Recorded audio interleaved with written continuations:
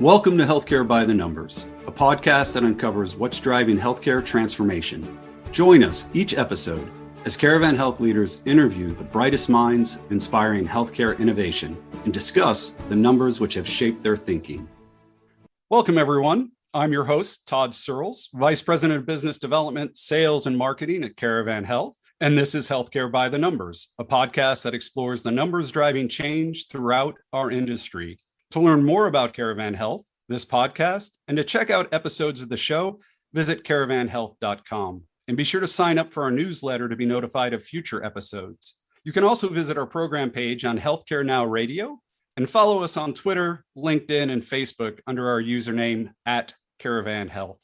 Today, we are pleased to be talking with two guests from our client, Sidney Health Center in Sidney, Montana. Beth Mindt and Dr. Rajohn Karanjai are both clinical health experts at Sidney Health Center.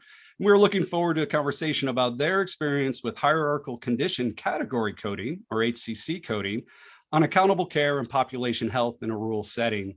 Welcome to the podcast, Beth and Dr. Karanjai. Thank you for having us. Thank you, Todd. This is Dr. Karanjai. We appreciate this opportunity. You bet. We always love to kind of check in with our clients, especially those that we can spotlight who have done what is really some of the more difficult work as it relates to educating providers and moving this sort of diagnosis reconciliation, as we call HCC coding, forward. So absolutely looking forward to this conversation. And today with me as my co-host for this episode is Jade Jagers. She's Regional Vice President here at Caravan Health.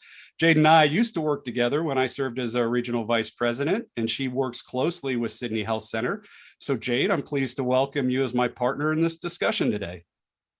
Awesome. Thank you, Todd. And I am very pleased to be on the podcast today to help highlight this really good work coming from Sidney Health out there in Eastern Montana. And of course, near and dear to my heart, since that is my neck of the woods up here. So really, really glad to highlight what Beth and Dr. Karanjai and really Sidney Health Center has been doing since 2016, which is when they started their journey with Caravan Health and the MSSP Medicare Shared Savings Program. So I want to give a little bit of background for everyone who's not completely familiar with our guests and their work today. But Sidney Health Center is a not-for-profit community-based medical center that's been serving people in Richland County and the surrounding areas of Montana for more than 100 years. It's not your typical rural healthcare organization. Sidney Health is equipped with primary care physicians and surgical specialists.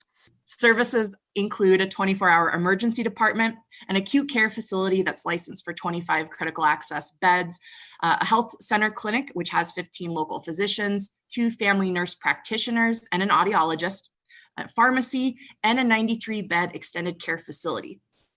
Beth Mindt, in particular, has been a practicing nurse for 23 years in a variety of clinical settings, and 19 collective years have been spent working at Sidney Health Center.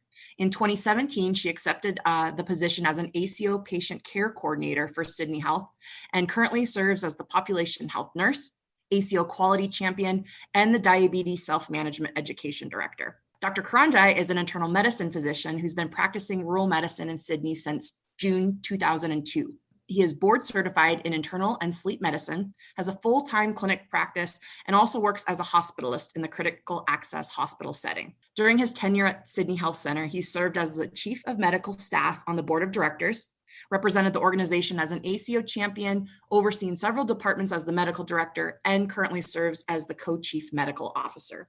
In 2020, Dr. Karanjai also completed the Studer Group Physician Leadership Training Program and has really been instrumental in collaborating with physicians and local leadership to ensure quality care is always a top priority. So that's just a little bit of why we wanted to highlight Sidney Health Center as that perfect guest for today's podcast, just because of how much, as you'll hear in a moment, how they've been successful in the hierarchical condition category, HCC coding, provider engagement, as well as quality improvement. Well, Beth and Dr. Karanjai, I tell you, in each of our shows, we like to spotlight and frame our conversation with some numbers as they impact the industry. We know that Montana, being very rural, like Nebraska, where I'm based, although I have to admit, I think it's 98 today. I should have been recording this podcast on site with you all. It has to be less hot there. than it is here. But you have 49 critical access hospitals, 60 rural health clinics, serving, I imagine, counties that probably, just like we do, have more mountain space and ski resort space than people. But, it's always a tough environment. And yet in 2020, you set a goal to achieve 80% year-end HCC capture rate. And despite the disruptions caused by the pandemic, by the end of 2020, you had reached a capture rate of 77% of chronic conditions that were seen in the previous year. You recaptured them inside of your EHR, which is absolutely phenomenal. Some of the Sidney Health Center's best practices that you've reported include training billers and coders on the HCC, and you ranked in the top 20% for HCC recapture in your ACO. CMS's goal is to have 100% of reimbursements that they provide to organizations tied to value-based contracts in 2025. And we also know commercial and commercial run MA plans are moving to these value-based contracts, as are state Medicaid programs. But currently, less than 20% of Medicare spending is value-based, meaning that $1 trillion of healthcare risk in the future is going to be shifting from government to hospitals, health systems, and the physician practices across this country. And that is a big risk to take when you're in rural America. In 2012, when the Centers for Medicare and Medicaid Innovation, CMMI, as we call them, introduced the first population-based risk program, there were fewer than 1 million providers participating. But that number hit 6 million in 2018, and the growth continued in 2019. And even despite the pandemic, we expect it to reach more than 9 million this year. Definitely, we're waiting on the results to see if we hit it in 2020. But now we know that optimal coding is worth 3% of the total cost of care inside of practices that Medicare reimburses. So definitely keeping track of those chronic conditions that we're seeing on a patient, a Medicare patient, in 2019 or 2020 is just as important in 2021, and will be even more important in 2022 and beyond, when CMS is forcing these upside downside value-based contracting risk sharing arrangements on providers. So these are just some of the numbers that are kind of facing the industry today. And so, Dr. Karanjai, Beth, you are doing the work of improving rural health in Montana on the front lines. You're also doing the work of educating your providers as to the importance of these programs and keeping your health center financially in the green. What numbers jump out to you, or what other topics that we didn't capture in these numbers really have driven what it is you've done over these past 3 to 4 years? Todd, this is Beth, and I believe for me, the number that really spoke to my heart was that we made it to the top 20% within the ACO. It brings great pride for our staff to see their efforts come to fruition. And I would never have guessed that we could reach that. But hard work, dedication, they did it. I'm very proud. Todd, I really liked how hot you guys are out there in 98. I sure wish we could beat that record too. It's going to happen soon.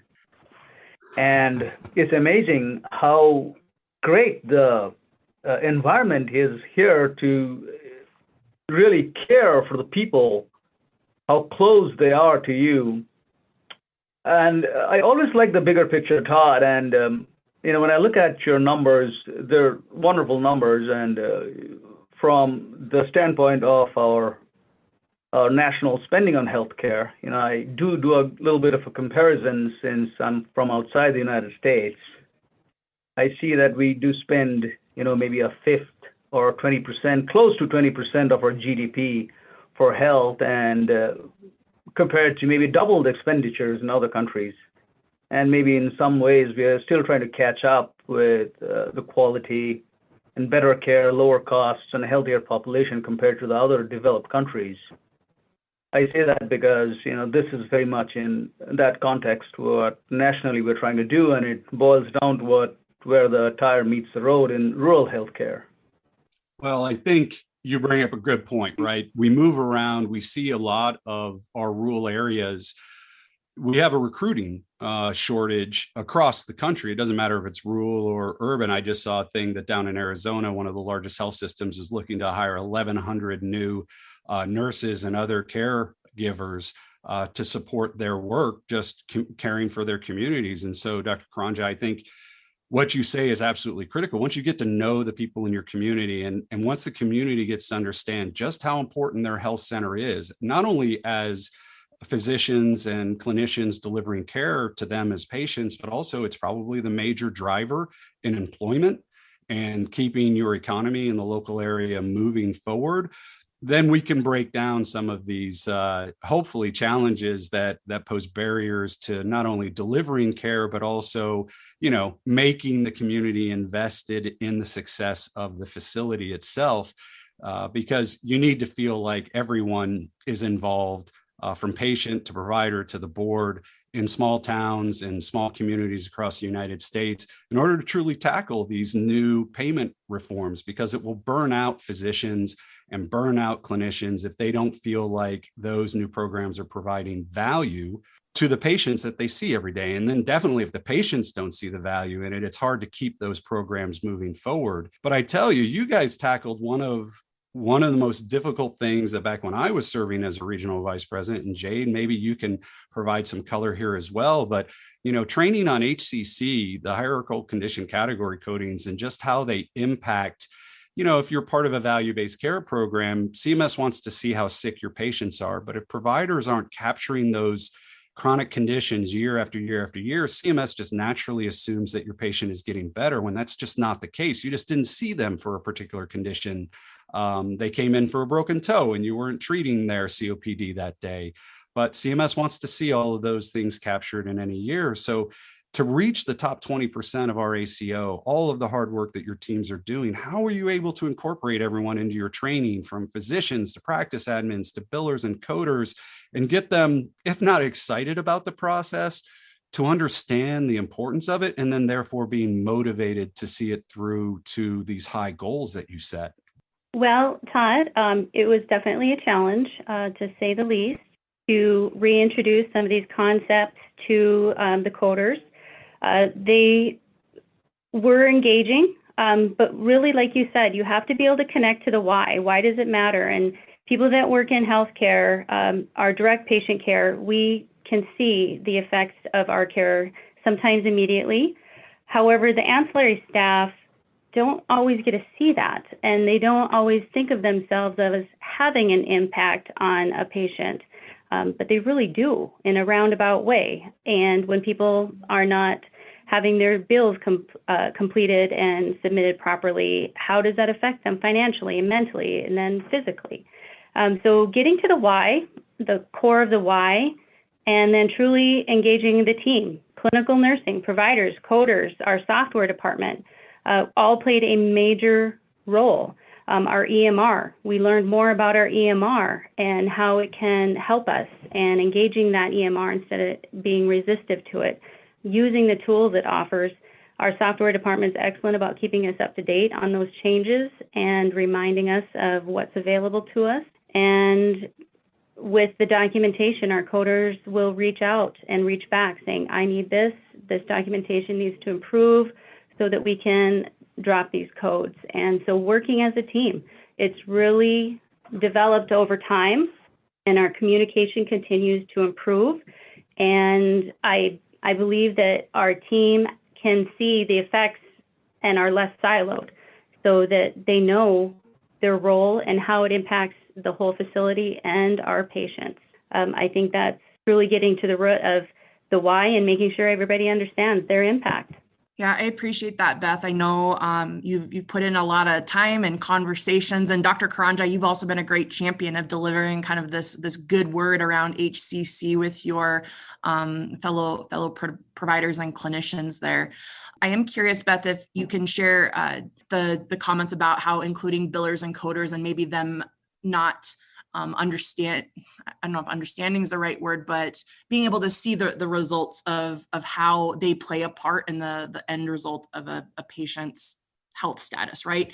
And, the billing and coding part, we know isn't directly influencing like your all-inclusive rate, right? There's not an immediate return or a thought about how, the inclusion of the ICD-10s help translate to a risk score and help this idea of an allowance that essentially CMS provides to us when we're in these risk-based contracts or the MSSP program. And by demonstrating coordinated care, that's where we can kind of be successful in these programs and reap some sort of financial incentive. So I'm curious, can you share more about, we talk about it and chirp to you on roadmap calls. We discuss things on steering committees to show recapture rates. We've provided a few tools, but what specifically have you guys done at Sidney to help translate this back to a powerful why message? We share those numbers every time that we have updates. We share those numbers back, let them know how their progress and what role that they have on impacting that progress, and just continue to reiterate that they are a major player in this process. And they, I think, were very proud when they saw our end of year total last year. I think they took great pride in that, and it was that fruit that we've been planting and waiting to grow, and they finally got to see it. And I think it was like, oh, okay, so this is part of it. And they had a major impact on it. Absolutely, Jade. I so agree with Beth. It's been, the whole concept has been team approach. And as it was in the past, that the physicians, providers were the captain of the ship, that's no longer completely the case. And we have included very important team members, Beth and our coders, and with guidance from you folks. It's been great. We've been on the right track, and the whole concept is that it's a team-based approach, and we have made them feel as part of the team. They've seen the results, and there is definitely a lag, but we know that there is a lag, and we are completely honest about that. And our caravan has been very honest. And once you know what to expect, that there'll be a lag, then it's a lot better to understand how things are. In fact, it helps you down the line. So, Dr. Karanjai, you just touched on something that's very interesting to me, because everybody does it differently. And this doesn't matter if you're rural or urban with a huge academic medical center. Everybody has a different approach to engaging those team members and explaining, if you're going to move to team-based care because you've never done it before, but that's a key concept inside of the ACO, or if you've looked at, educating on a particular topic, and it doesn't matter if it's part of the ACO or it's HCC coding, or if it's, closing notes on time or things like that. Is there one particular strategy that Sidney has used that you found really successful? Is it monthly, town hall meetings to get this word across? Is it departmental meetings where you're explaining the why behind these initiatives, whether it's ACOs, or is it one-on-one with your physician peers? What would you say, or all of the above, right? What would you say has been the best help for getting people to truly see and communicate to them why you're doing what you're doing? Todd, yeah, that's a great question. And, looking back, I realized that we have done that effectively through our medical staff meetings. And I have brought up the ideas of the triple aim, and I'm a big believer in that, to deliver better care, lower costs, and a healthier population. And the providers who are part of the team, along with other team members, which we invite to our medical staff meeting, once they realize it's for a healthier population and it'll lower our costs and that we'll be able to provide better care, they're really motivated. The motivation is not just financial, it's to actually take care of people. And when you take care of your folks, not only just in rural health, but also in urbanized areas, and that's the greatest satisfaction you get. You get a better night's sleep. Yeah. I do think that between the different meetings with Dr. doing the medical staff, and we have clinical staff meetings, and we check in, let them know monthly how things are looking with the quality measures, and check in frequently with the coders. And we're small enough that if they see an issue, they reach out to us. They'll come to software and say, this isn't flowing properly, or come to nursing and say, could you do this, or help the provider with that? And we'll look into it. And as a group, we try and fix it, figure out what the problem is and fix it. And just keeping those lines of communication open really makes a difference. And sometimes it is a one-on-one discussion, or it is those clinical and medical staff meetings. Beth and Dr. Karanjai, what would you say as follow-up to that? If you had a peer out there, they're first looking at an ACO, you need to introduce the concept of the ACO to them. But more importantly, you also want to broach the downstream topics, such as how key that is to it. What would be your 1, 2, and 3 steps that you would say absolutely have to be introduced right away so that people are going to understand the full scope of work and the full benefit to the patients? The first thing that I would recommend, and I have been a strong proponent of this, is not to focus less on the risk aspect and more on the financial flexibility that is provided with the ACO. By that I mean that you have the flexibility to provide the right care to the right person at the right time and the right place. You take phone calls, the time you spend on those phone calls with them, and then part of the team that goes to see the patient at their home. And, we're able to accommodate the patient and their time, meaning it's always patient-centered. That was the biggest buy-in, and that's one of the first things I've tried to place in front of the providers so that they realize that it's, again, ultimately for the patient. The second thing has been making them, to understand that it's going to be better care and lowering the cost, and that we'll have a healthier population. And therefore, when you're managing a healthier population, your job is a lot easier. The third thing that we have done, and very effectively, is a very common thing we do in anything, is that we didn't start running right away. We first crawled, then walked, and then ran.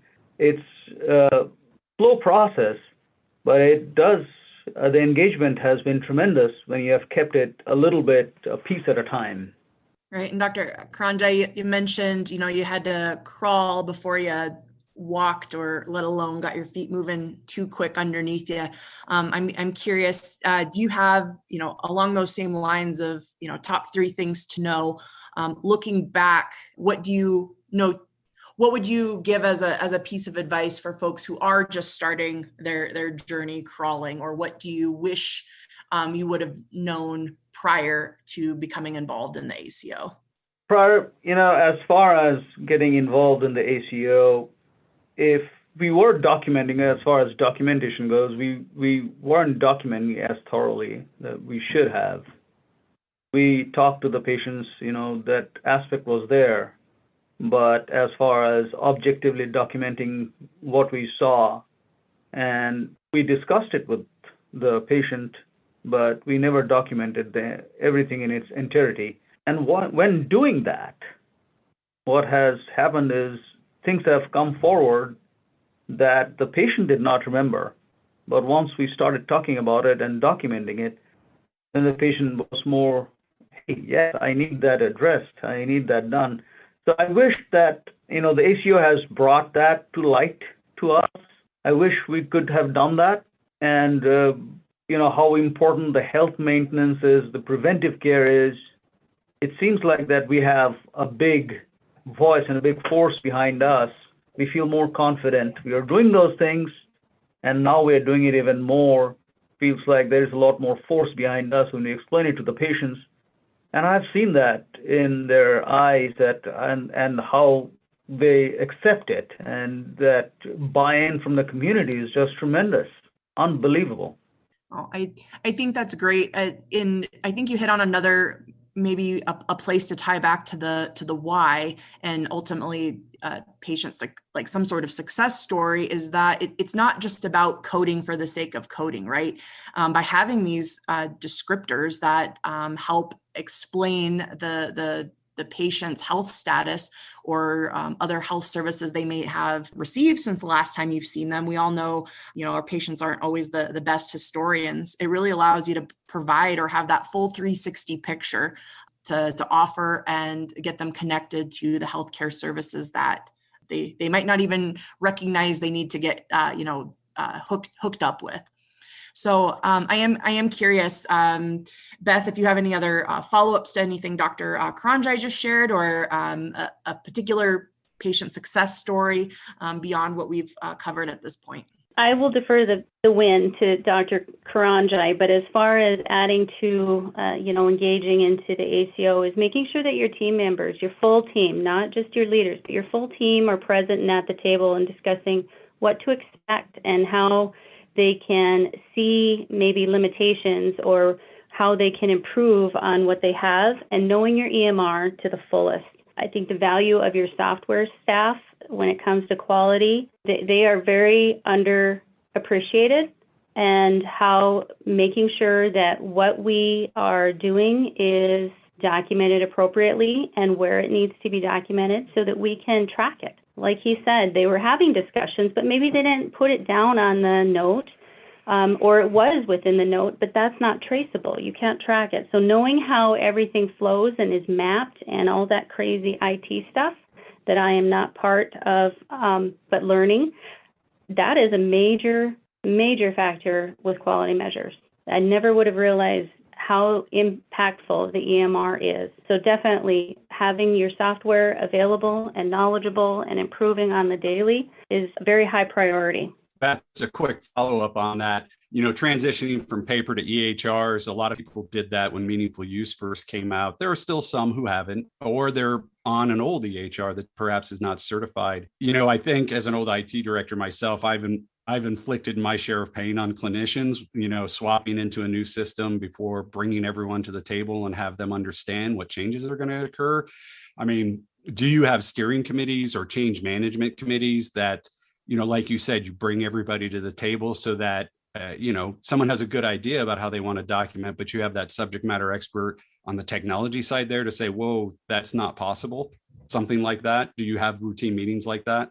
I wouldn't say like specific team meetings, but on a regular basis, we do have interactions and trainings with the EMR for updates. And then, of course, we have super trainers for onboarding staff and providers. And specifically, the super trainer for providers is in tune with the HCC concept and definitely promotes the ideas and is showing the providers all of the bells and whistles that our EMR has available to them to help guide us. And so our software still updates on a regular basis, sometimes individually or in groups, because documentation is different for different staff members. Yeah. It was, I'm glad you brought that up. It was a sore subject for us providers for many years, and you being in IT would definitely have felt that wave. It's interesting. And I have practiced on paper charts for more than a decade, and now more than a decade on EMR. Boy, I see the difference. It's the labs, the charts are not strewn over. My nurses say my desk is more organized. And I feel like, it's just all changed. Just like it changed with Amazon, it changed with us too. Yeah. Well, and I'm sure your pharmacists probably appreciate the scripts out of the EHR better than perhaps a handwritten one in a hurry. Yeah, absolutely.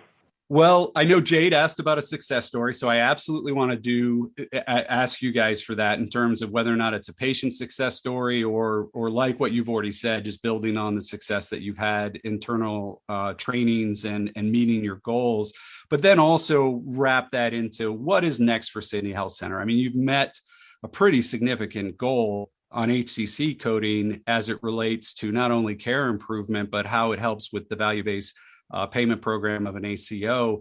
So what's next on the radar for you? What next mountain are you going to climb and summit?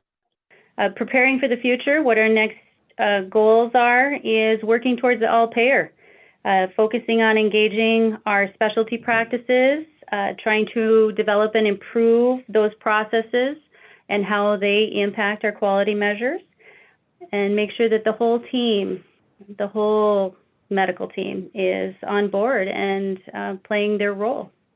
Yeah, I agree with Beth, Jade and Todd. I got to share this success story about my one of my patients, tough farmer, rancher, has diabetes, heart disease, everything else, and did not want to do a colonoscopy. I don't think anybody would, but he never brought it up.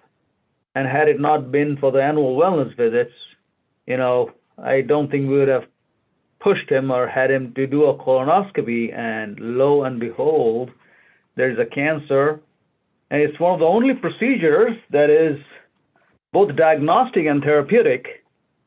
So it was amazing, and he still keeps on farming and ranching, and has a great life. And had it not been for that structured approach, we would have never been able to. That would have just gone under the radar. I thought that was a great story, and certainly the cowboy way of life sometimes likely prevents folks from wanting to, maybe acknowledge that anything's wrong, let alone kind of pop the hood up and take a peek as to what's going on internally. So glad you're able to offer up a solution, or I guess a healthcare intervention that continued to help not only meet his healthcare needs, but kind of help him continue to do what he does best. Todd, are you back? I am. And I tell you, it speaks to the power of these sort of preventative visits, right? We know how sensitive healthcare can be for all of us as patients. And there are some things we are either embarrassed to bring up, or we're not looking forward. I mean, like you said, Dr. Karanjai, I don't think anybody looks forward to the prep of a colonoscopy sort of thing, but they are so essential. And whether or not it's a physician entertaining those conversations and broaching those conversations, or a population health nurse, or a trusted MA who that rancher has gone and seen for 15 years, if that's the way it's been, you are the trusted advisor to them about their personal health. And it just speaks to the power of moving a patient in the right direction by having conversations, and especially in an annual wellness visit where you can set aside more time for them and Medicare pays for it, right? So thank you for sharing that success story. In terms of looking forward, I think we're all waiting to see, right? If we move to 100% value-based care, we're all looking to see what private payers are, doing. Are they going to align their quality measures, Beth, as you mentioned, right? Wouldn't it be great if all payers were on the same quality measures so you didn't have to track multiple ones across value-based contracting? I can tell you at Caravan Health, we advocate to streamline and reduce duplication as much as possible with the federal government, with private payers. But it is a big, bold new world, and we have a new administration. So I think we're all keeping our ear to the ground, trying to listen to what's going to come out of this administration as it relates to not only new value-based care programs that CMS is going to support, but also how they're going to continue to support rural providers, whether it's strengthening the 340B program, whether or not it's improving reimbursement for telemedicine. I tell you, it's a new world, and it's post-COVID, and here's hoping it just gets better and more financially sustainable. Well, final thoughts. I think that those people out there that are thinking about engaging in an ACO, Caravan has been phenomenal, providing us the information, going through all those regulations, decoding everything that we do not have time to sit and read, and the process improvement recommendations.